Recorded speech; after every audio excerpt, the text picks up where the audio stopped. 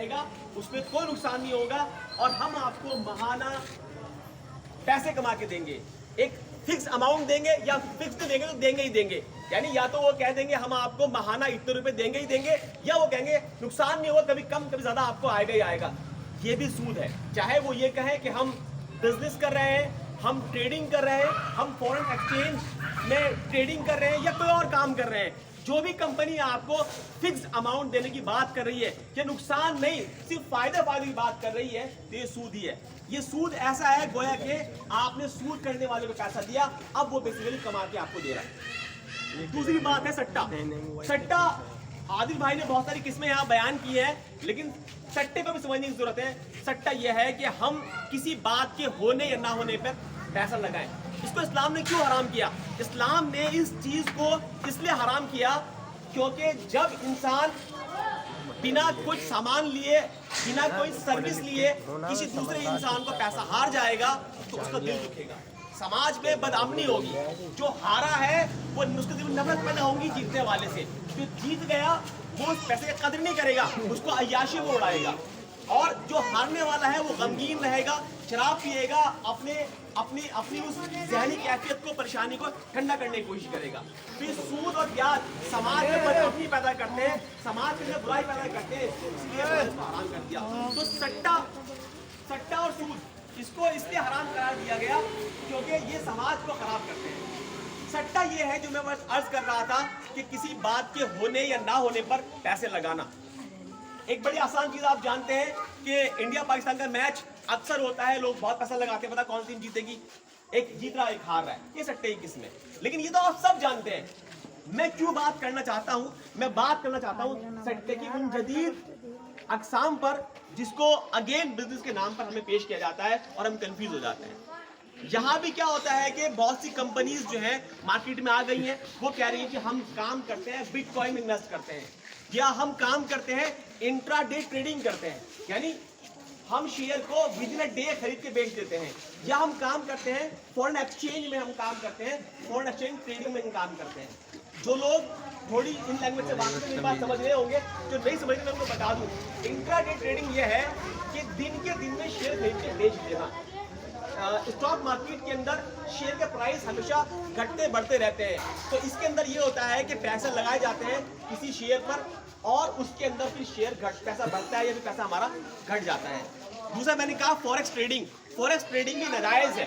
کیوں ناجائز ہے؟ کہ فوریکس ٹریڈنگ کے اندر بھی اگین جو ودیشی کرنسیز ہیں ان کرنسی سے پیسہ لگایا جاتا ہے. اب اگین وہاں پہ ریٹ جو ہے وہ گھٹتے بڑھتے رہتے ہیں, جس کی بنیاد پر نفع یا نقصان ہوتا ہے.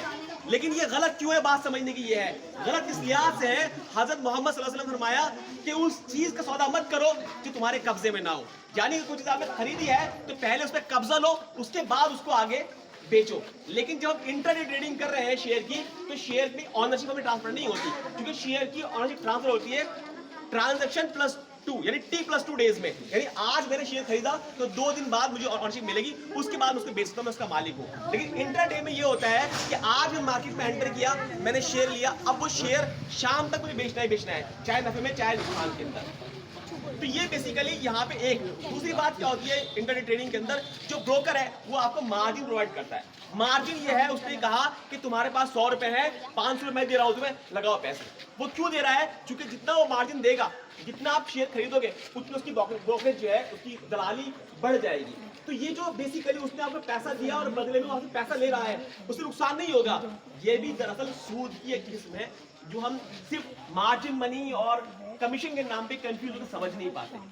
جدید طور پر جب اس کے بارے میں فتاوے لیے گئے تو باقاعدہ فتاوے دینے والوں نے یہ بات کہی کہ اس کے اندر سود بھی شامل ہے. دوسری بات جو میں نے کہا کہ جب ہم کرنسی کو, جب ہم شیئر کو آنرشپ نہیں مل رہی, اس کو ہم بیچ دے رہے ہیں, تو اگین یہ سٹے کی ایک قسم ہو جاتی ہے. یعنی چونکہ رسول اللہ صلی اللہ علیہ وسلم نے اس کو منع فرمایا. سٹا اس لحاظ سے ہے کہ ہمیں نہیں پتا وہ شیئر بڑھے گا یا گھٹے گا, ہم ویٹ کر رہے ہیں کہ کاش یہ بڑھ جائے. سپوز ایگزامپل دیتا ہوں, میں نے 100 روپے ایک شیئر لیا, اب میں نے سسٹم میں کمانڈ ڈال دی کہ میرا شیئر بک جائے جب 102 روپے کا ہوگا. اب ضرور تو نہیں 102 روپے کا ہی ہوگا, وہ ہو سکتا ہے گھٹ کے 90 روپے کا ہو جائے. اب میں ڈر رہا ہوں تو میں نے کمانڈ ڈال دی کہ بھائی اگر 95 روپے سے ریٹ کم جائے تو بک جائے 95 روپے پہ. پھر اب یہ کیا کر رہا ہوں میں, یعنی کسی بات کے ہونے یا نہ ہونے پیسہ کما رہا ہوں. میں نے سامان خرید رہا, نہ سروس دے رہا, صرف प्राइस फ्लक्चुएशन पे पैसा कमा रहा हूं। शेर आएगा या बकरी, ये भी एक अनसर्टेन इवेंट है, पता नहीं क्या होगा। प्राइस घटेगा या बढ़ेगा, ये भी अनसर्टेन इवेंट है, पता नहीं क्या होगा। टीम कौन सी हारेगी या कौन सी जीतेगी, ये भी अनसर्टेन इवेंट है, पता नहीं क्या होगा। तो इस तरीके से किसी बात के होने या ना होने पर पैसा हारना है जीतना ही सट्टा होता है।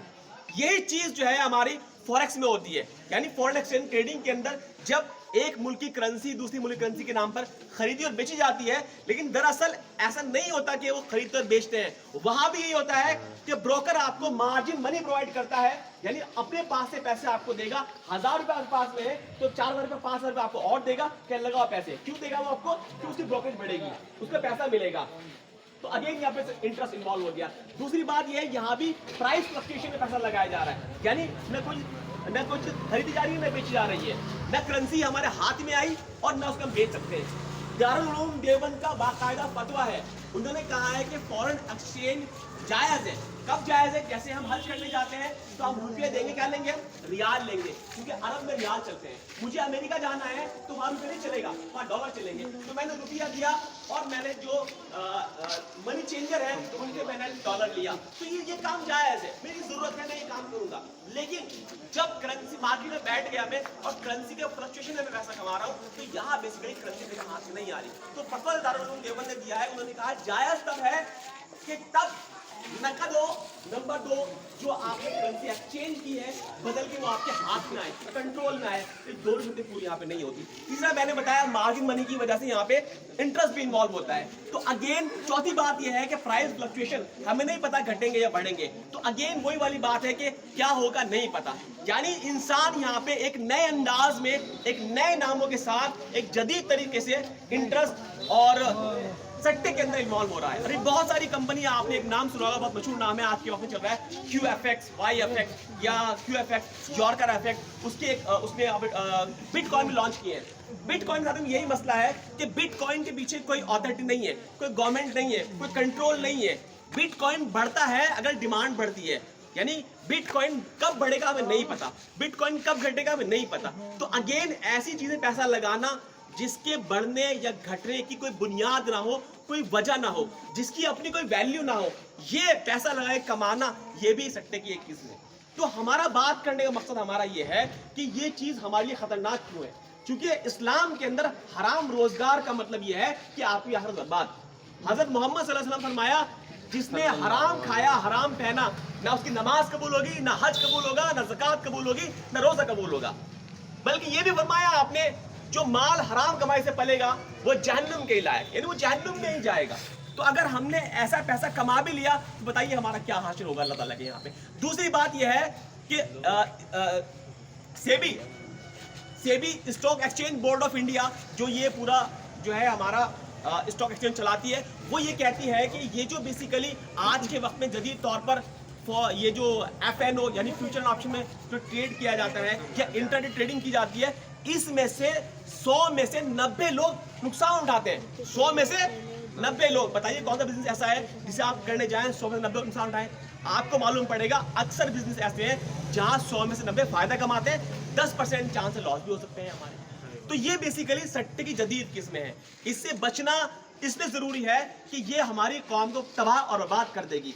जब हम इसमें पढ़ेंगे तो स्किल्स हम हासिल नहीं करेंगे, हम डॉक्टर नहीं बनेंगे, इंजीनियर नहीं बनेंगे, साइंटिस्ट नहीं बनेंगे, लॉयर नहीं बनेंगे, हम CA नहीं बनेंगे।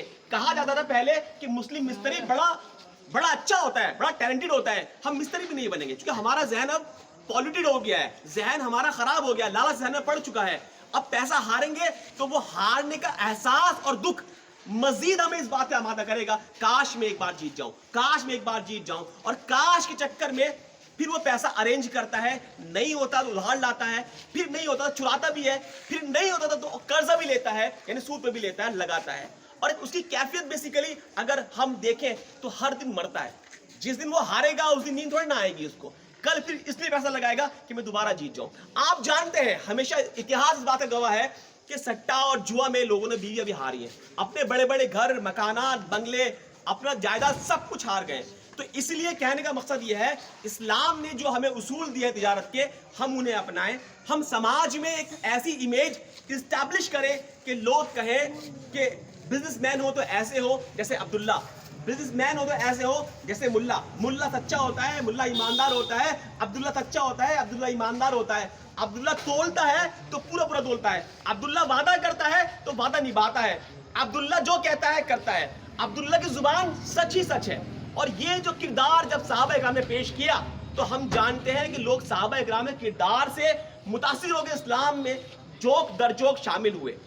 तो आप ये बात याद रखिए, सट्टा और जुआ नस्ल तबाह और बर्बाद कर देगा। ईमानदारी का बिजनेस अगर आप करेंगे तो आप दुकान पे हैं, मकान पे हैं, दुकान पे हैं, ठिए पे हैं, ऑफिस के अंदर हैं, ठेली पर हैं, जहां भी आप हैं, अगर आप ईमानदार हैं तो आपको सुबह जाओगे, शाम को पैसा कमाओगे, नहीं कमाओगे, इज्जत जरूर मिलेगी। आप समाज में दावत दोगे अपने किरदार की, अपने एतमाद की, और इस बात की कि आखिर ये कैसे लोग हैं, ये तो बोलते हैं कि भाई ये सामान लेना है तो देख ले भाई इसमें ये खराबी है, ये झूठ नहीं बोलते, कि धोखा नहीं देते। इस तरह का बिजनेस अगर हम करेंगे तो गोया कि चलती फिरती अमली जो है अल्लाह ताला के दीन की दावत है। तो इस तरह किरदार हमें बनाना है और जुआ सट्टा से अपने समाज को पाक करना है। जरूरत इस बात की इसलिए पड़ रही है कि बहुत छोटे छोटे बच्चे मुख्तलिफ किस्म के गेम्स में ये पैसा लगा रहे हैं। बड़े बड़े लोग जो है इन कंपनीज के नाम में पैसा लगा रहे हैं, जो मैंने खास तौर जिक्र किया, इंटरनेट ट्रेडिंग, फॉरेक्स ट्रेडिंग, उसके अलावा फ्यूचर एंड ऑप्शन, डेरिवेटिव, बहुत सारी चीज़ें हैं जहाँ पे आज नए किस्म का सट्टा खेला जा रहा है। तो आप बचिए, अपने नौजवानों को बचाइए, ताकि हम दुनिया में भी कामयाब हो, कल मरने के बाद जब अल्लाह ताला के सामने खड़े हो तो वहाँ भी अल्लाह हमसे राज़ी हो और वो जन्नत हमें दे जिसका उसने वादा किया है। वाखिर दावत अल्हम्दुलिल्लाहि रब्बिल आलमीन। जज़ाकुमुल्लाह खैर। कोई बात समझ में नहीं आई हो तो मालूम कर सकते।